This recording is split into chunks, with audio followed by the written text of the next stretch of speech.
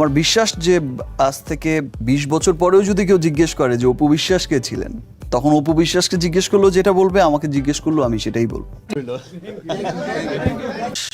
আমার ক্যারিয়ারের একটা বড় একটা অংশ, অনেক ছবিতে একসাথে কাজ করেছি, এখনো করছি। আর তাছাড়া we are very good friend. আচ্ছা, আমার বিশ্বাস যে আজ থেকে 20 বছর পরেও যদি কেউ জিজ্ঞেস করে যে অপু বিশ্বাস কে ছিলেন, তখন অপু বিশ্বাসকে জিজ্ঞেস করলো যেটা বলবে, আমাকে জিজ্ঞেস করলো আমি সেটাই বলবো। ইদানিং একটা প্রবলেম হচ্ছে, কি সেটা? সিরিয়াস কোনো আবার কারোর সাথে রিলেশনে যেতে চাইলে প্রথমেই জিজ্ঞেস করে যে ম্যাডাম কে। আবার প্রথমেই কিন্তু বলতে হয় যে না আসলে দেখো আমার খুব ভালো ফ্রেন্ড, আমার we are very good friend, আমরা একসাথে ভালো কাজ করছি, সামনে আরো অনেক দিন হয়তো কাজ করবো একসাথে, নিশ্চয়ই। আরো 10 ইয়ার্স 20 ইয়ার্স যখন ও পুরো বেবি টেবি হয়ে যাবে, আমারও হয়তো সংসার বেবি টেবি হয়ে যাবে, তখনও আমরা একসাথে কাজ করবো, সিনিয়র জুনিয়র যেই রোলেই হোক। আচ্ছা, তার মানে রিলেশন করাতে চাইলে তোমাকে প্রবলেম করে? আচ্ছা, হ্যাঁ, আরে বাবা ভীষণ দূর। আমার নাম্বারটা দিয়ে দিবা, বলবো যে অপুর সঙ্গে ফার্স্টে কথা বলে না। আমি তো প্রতিদিনই বলি ভাই যাও, ছাড়ো না করো কেন? ভাই যাও, তাড়াতাড়ি ছাড়ো। না, আমি কিন্তু কাজ করেছি, মারা গেছেন, আল্লাহ ওনাকে বেহেশতে নসিব করুন, মান্না ভাই। তারপরে বেসিক্যালি ইমনের ফার্স্ট মুভি আমার সঙ্গে করা। তারপরে সম্রাট ভাইয়ের সাথে কাজ করেছি, নীরবের সাথে কাজ করেছি। বলি যায় কামড় মারে আমগো মতো জুটি গন কয়জনে আর হয়া পারে। ফ্যান্টাস্টিক।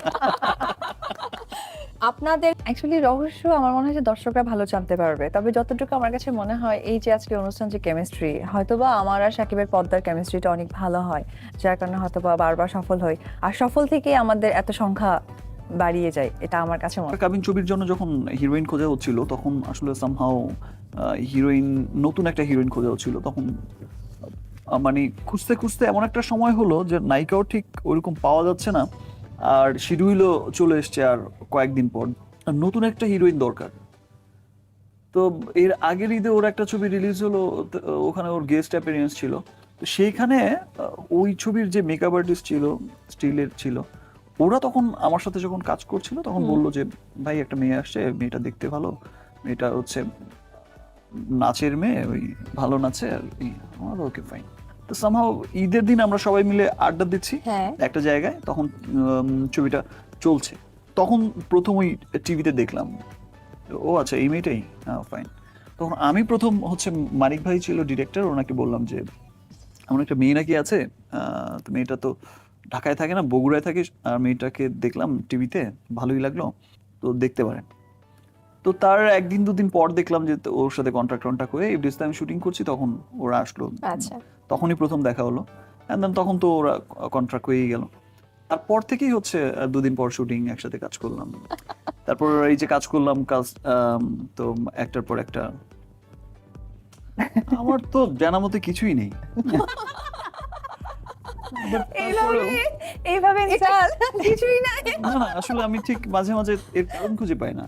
আমিও মাঝখানে কিন্তু অনেকের সাথে কাজ করেছি, এখনো করছি। আমি কিন্তু সিরিয়াসলি মনে প্রাণে চাইছি যে আরো দু একজনের সাথে আমার কেমিস্ট্রিটা বাড়ুক, অনেক ভালো একটা পজিশন হোক, ফাইন, আমারও 3-4টা হিরোইন থাকুক, ফাইন।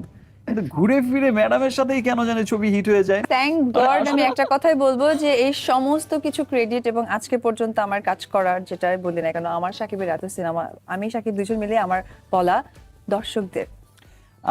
আমি কভরি ম্যাডাম আমাকে একটা কথা বলেছিল একদিন, তো এইটা হয় বুঝেছো, একটা সময় যখন মানুষ পছন্দ করে না জুটি, তখন তোমার নির্মাতারাও অনেক মানে আস্থা রাখে হ্যাঁ, বিষয়টা, যে exactly. না ফাইন, পরীক্ষিত আমার জুটি, আমি ফাইন, এদেরকে ভালো লাগে, দর্শক দেখতে পছন্দ করে, এদের প্রতি তখন ঝোঁকটা বেশি থাকে। সত্যি। এটা আসলে তুমি চাইলেও বা অপু চাইলেও বা কোনো কিছু হলেও চেঞ্জ করতে আচ্ছা, এই সিনেমা এটা ভালো একটা নাম। ও হ্যাঁ, করেছি তো এই করেছি তো, সিনেমা। হ্যাঁ, তোমার জন্য মরতে পারি। আচ্ছা, এটা তো সুপার ডুপার even সিনেমা। ওটা না মনে প্রাণে আছো তুমি, এটাও আচ্ছা। করেছি। একদম সুপার ডুপার ফ্লপ। সাকিবকে ডিরেক্টলি না করে দিল, শুনতে পেলাম। একটা তো একটা ফ্রেন্ডশিপ কাজ করে, ফাইন।